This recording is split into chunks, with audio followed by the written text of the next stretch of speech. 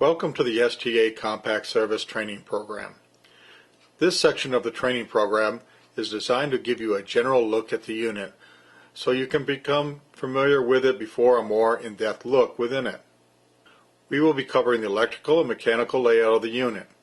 At the end of this introduction, you should be able to identify the different sections of the unit and what those sections in general are used for.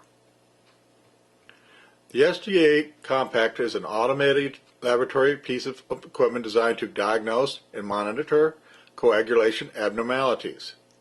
The unit's operating system is DOS and capable of performing clotting and chromogenic assays on plasma samples. Two measurement principles are used to make this measurement. Let's look at the front of the unit.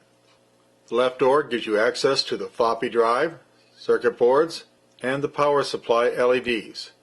The LEDs show you that the unit power supply and fuses are okay and in working order. If the unit is on, all LEDs should be on. The floppy drive is used for backing up your files, software updates, and allows use of the service disk, which gives you access to the service options. Now let's move on to the right door, which allows you access to the cuvette wheel and the syringe. The syringe is used to pipette sample and reagents into the cuvettes on the measurement block. Replacing the syringe tip is a key maintenance item to ensure accuracy and good precision. The cuvette wheel holds approximately 1,000 cuvettes. The cuvettes are placed into a shuttle by the cuvette loader. The shuttle then moves the cuvette to the measurement block. In addition, this is where you find two micro switches. One micro switch tells the unit when a shuttle is in the loading station, and the other micro switch that a cuvette was loaded into the shuttle. The front plexiglass cover lifts up, allowing you access to the pipetting head, arm 1, and the inside of the unit. The unit will shut down unless the service disk is in the floppy drive or the door safety switch is bypassed. By opening the front cover, you have access to the 3 needles. Needle 1 picks up sample, quality control, calibrators, desorb, and Owen-Cohen buffer only. Needles 2 and 3 pick up reagents. The multi-pipetting board is also being shown so that you are aware of the liquid level detect wires and the LEDs, which are common issues for liquid level detect problems. Recommend you locate them and look at them while in operation at a convenient time. In the back right corner is the temperature regulation board. Also, arm 2 is at the far right. You can see the Z motor here. This Z motor is the same motor that's used for moving the needles up and down. Note, cap piercing units have a different, larger motor because it is a cap piercing motor. You can also see the rubber boot, which is an expendable item. This is also a good view of the measurement block, which is divided into 2 sections.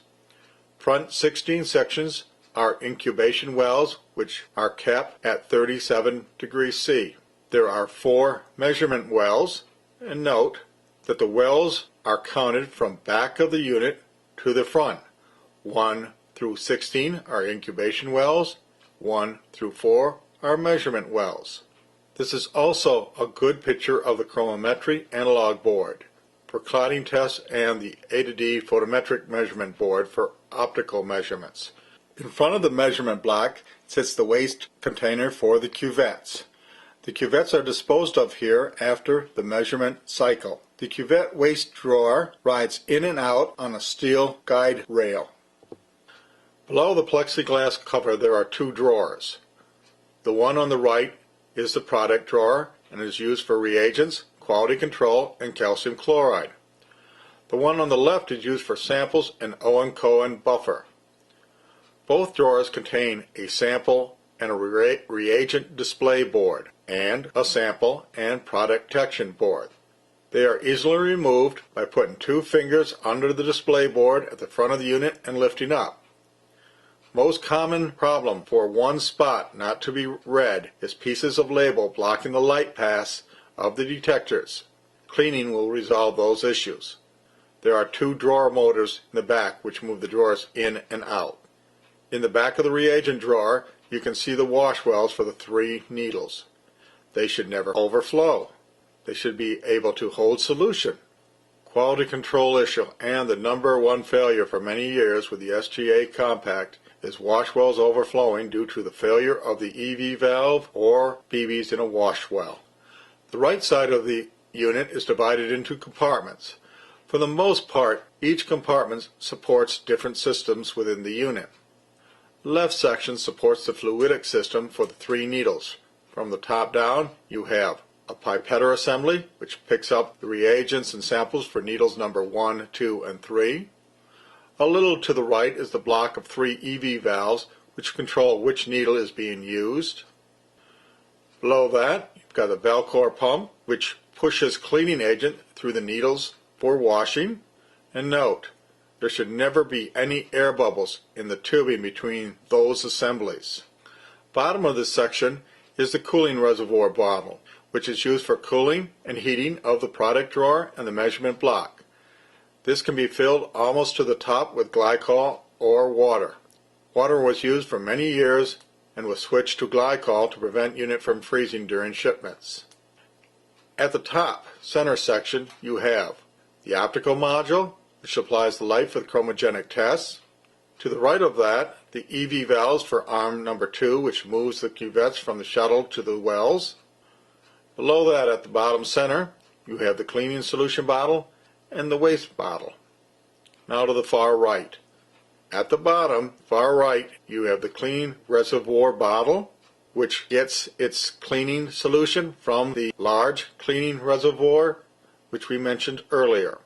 Right beside the cleaning reservoir bottle is the waste reservoir bottle, which is the far back of the instrument. The cleaning solution bottle should always have solution in it. The waste bottle will have different degrees of waste. Now onto the back of the unit. You have filters. On the top right, you have the connectors for the VGA monitor, the printer, the LIS. Onto the left side. Here you're going to see the fuses on the bottom front, and on the left side you're going to see the power on switch and the 2 main fuses. This is also where the serial number to the instrument is located. That concludes introduction to the operator training session. Thank you very much for your time.